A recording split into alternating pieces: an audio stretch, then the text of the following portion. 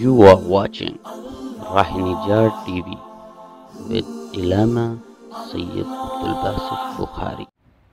आऊज़ुबिल्लाहि मिनश्शैतानिर्रजीम बिस्मिल्लाहिर्रहमानिर्रहीम सल्लु अलल हबीब अल्लाहुम्मा सल्लि अला सय्यिदिना व मौलाना मुहम्मदिन व बारिक व सल्लिम व सल्लि अलैहि। आयात आपके सामने मेरे साथ मिल के पढ़िए जी। बिस्मिल्लाहिर्रहमानिर्रहीम। या अय्युहल्लज़ीना आमनू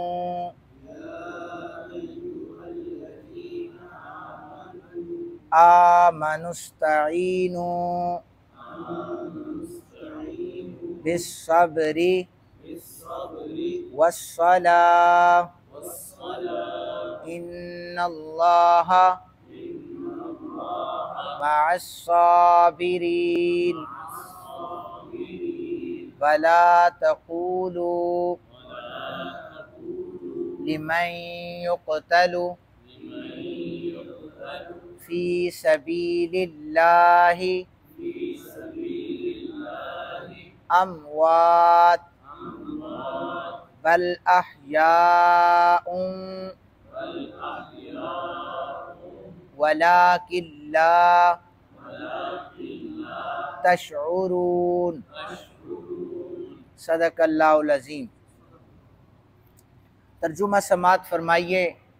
अल्लाह रब्बुल जलाल लारेब कलाम में इरशाद फरमा रहे हैं, ए ईमान वालो, सब्र और नमाज से मदद तलब करो, बेशक अल्लाह रब्बुल जलाल सब्र करने वालों के साथ है। और जो लोग अल्लाह की राह में कत्ल किए जाते हैं उनको मुर्दा मत कहो, बल्कि वो ज़िंदा हैं, लेकिन तुम उनकी ज़िंदगी का शऊर नहीं रखते। ये इन आयात का तर्जुमा है। दो वजहों से सब्र का हुक्म दिया गया। एक तो यहूदियों के एतराज़ात बहुत ज़्यादा थे, इस पर अल्लाह रब्बुल जलाल ने इबादत करने पर मुसलमानों को सब्र का दर्स दिया। दूसरी वजह कि इबादत में जो मुशक्क़त उठानी पड़ती थी, यानी मैं आपको बताऊं कि वैसे भी हज़रत उमर बिन ख़त्ताब रज़ी अल्लाह ताला अन्हु की शहादत का दिन है के दिन चल रहे हैं, तो हज़रत अब्दुल्ला बिन मसूद आपने बबांगे दोहल ये कहा था कि रब्बे काबा की कसम है, हम काबातुल्लाह में नमाज पढ़ने की हिम्मत नहीं रखते थे। उमर बिन ख़त्ताब के इस्लाम लाने से हमने काबातुल्लाह में नमाज अदा की है।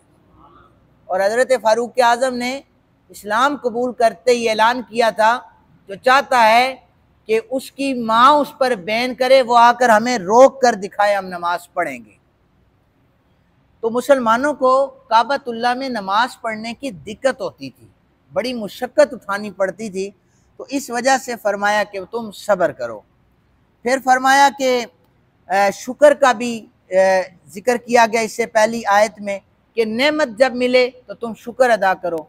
तो मुत्तसिल ये सब्र का ये फरमाया कि जब कोई नेमत तुमसे ज़ायल हो जाए, बच्चों की सूरत में या कारोबार की सूरत में, तो उस पर तुमने सब्र इख्तियार करना है। जब नेमत मिल जाए तो शुक्र करना है, जब नेमत ज़ायल हो जाए तो हमने सब्र करना है। अब इसके साथ नमाज पढ़ने का हुक्म भी दिया कि सब्र के साथ भी मदद हासिल करो और नमाज के साथ।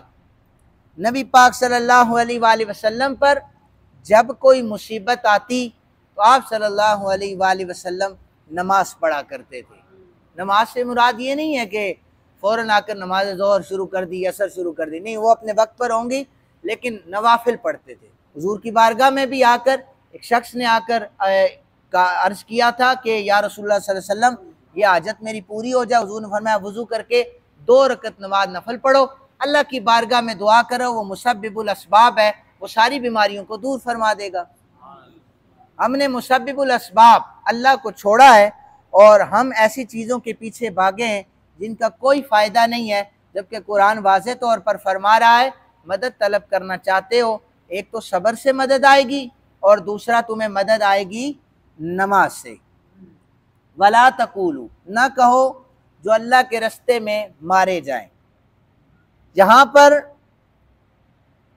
शहीदों के हवाले से जिक्र किया गया है कि हम ये समझते हैं कि जो शख्स ज़मीन पर चलता है वो जिंदा है, जो ज़मीन के अंदर चला गया है वो मुर्दा है। जबकि इसके बरक्स कुरान कहता है इन्नका ला तुस्मिउल मौता, आप मुर्दों को तो नहीं सुना सकते।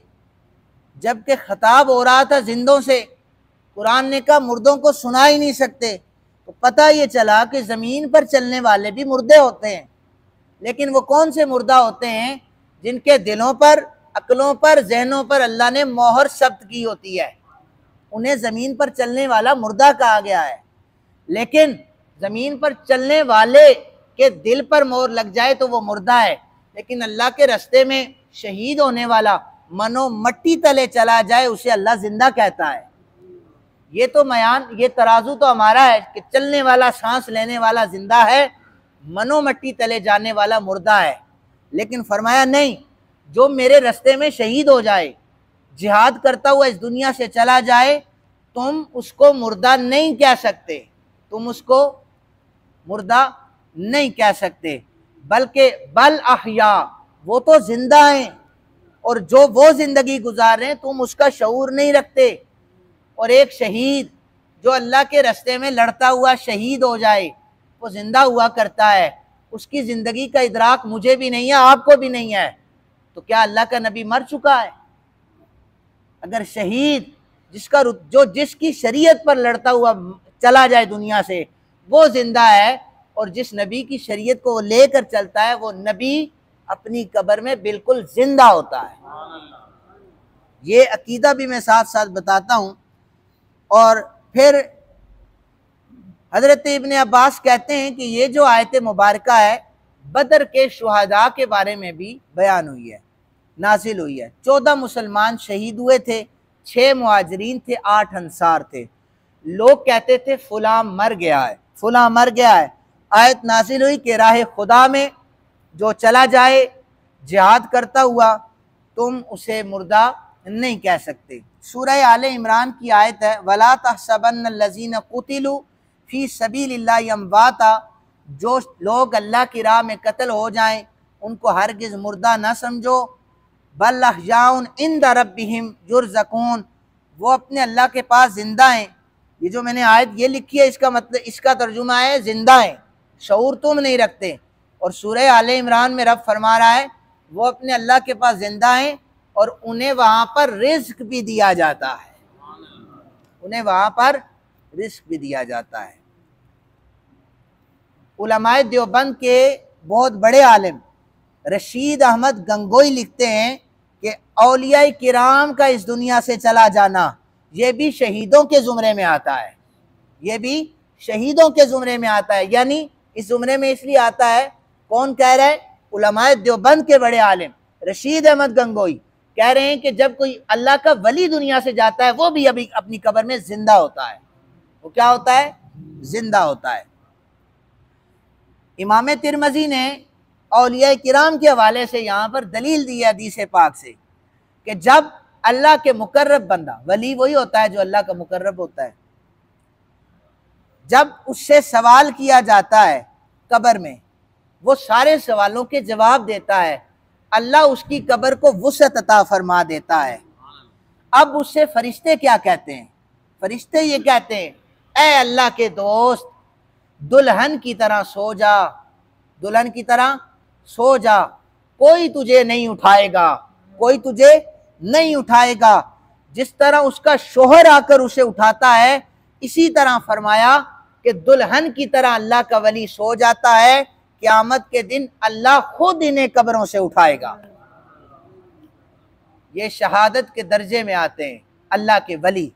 और फिर अंबिया अलैहिमुस्सलाम के हवाले से तो वाज़े तौर पर मौजूद है, आका करीम सल्लल्लाहु अलैहि वसल्लम ने फरमाया कि मेरा गुज़र हज़रत मूसा की कब्र से हुआ, वो अपनी कब्र में खड़े नमाज पढ़ रहे थे, और मुझे अंबिया में मेरे सामने अंबिया अलैहिस्सलाम की वो ज़िंदगी पेश की गई।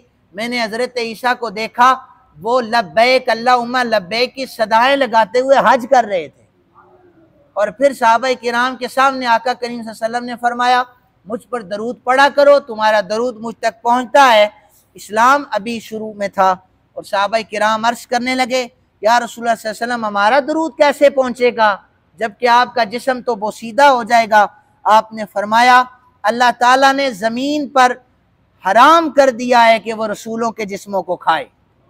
ये सुनन नबी दाऊद शरीफ की हदीस पाक है। फरमाया कि जब कोई शख्स मुझ पर सलाम पढ़ता है, मुझ पर रूह को लौटा दिया जाता है और मैं उस बंदे के सलाम का जवाब भी देता हूँ। हाँ, अलबत्ता कोई ये कह सकता है कि वो कैसे जिंदा है, हमारे सामने तो नहीं आते, हमारे सामने तो नहीं आते, कलाम तो नहीं करते, लेकिन अहादीस में मौजूद है कि वो ये जो ज़ाहिरी ज़िंदगी के लवाजमात हैं इनसे वो महरूम है, लेकिन जो बरज़खी ज़िंदगी में जो ज़िंदगी मिलती है आम मुसलमानों से हटकर शहीदों को, औलिया को और उनसे बढ़कर अल्लाह ताला ने अपने अंबिया को ज़िंदा रखा हुआ है। अल्लाह ताला का नबी अपनी कब्र में ज़िंदा है, अपनी कब्र में ज़िंदा है।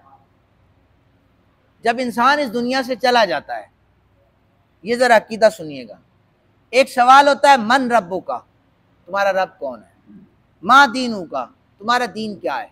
एक तीसरा सवाल होता है, माँ कुंत तकूल फी हक़्क़ि हाज़र रजुल, इस शख्स के बारे में क्या कहा करते थे, इस शख्स के बारे में क्या कहा करते थे। वाज़े तौर पर है कि नबी पाक सल्लल्लाहु अलैहि वसल्लम की के जिस्म मुबारक को सामने लाया जाएगा, जिस्म मुबारक को सामने लाया जाएगा। मोहम्मद सल्लल्लाहु अलैहि वसल्लम के बारे में क्या कहा करते थे। अब आका करीम सल्लल्लाहु अलैहि वसल्लम के बारे में अगर कोई ये अकीदा रखता है मर के मट्टी हो गए, तो दिन में एक एक वक्त में कितने अमवात होती हैं, काफिर और मुसलमान हर एक की कब्र में 3 सवाल पहले होंगे। जितनी आबादी है 1.5 अरब तो मुसलमान पाया जाता है, उसके बाद जितने काफिर हैं, यहूदी हैं, नसरानी हैं, दिन में कितने दुनिया से जाते हैं, कितनों की तदफीन होती है, कितनों को जलाया जाता है, एक ही वक्त बराबर भी आता है। हर एक की कब्र में एक ही वक्त में नबी पाक सल्लल्लाहु अलैहि वसल्लम को लाया जाता है।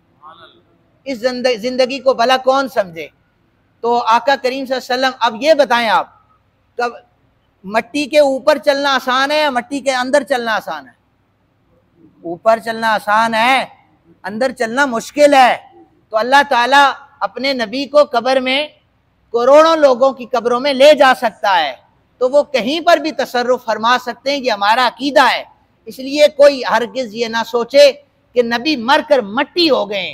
नबी हमारी तरह बशर नहीं है, वो अफजलुल बशर हैं, बेमिसलो बेमिसाल बशर हैं, वो नूरानी बशर हैं। वो अपनी कब्र में जिंदा हैं, हमारे सलाम को सुनते हैं, हमारा सलाम उन तक पहुंचाया जाता है, हमारे सलाम का जवाब भी देते हैं। अल्लाह ताला हमें सही अकीदा अता फरमाए, कुरान हकीम को समझने की तौफीक अता फरमाए।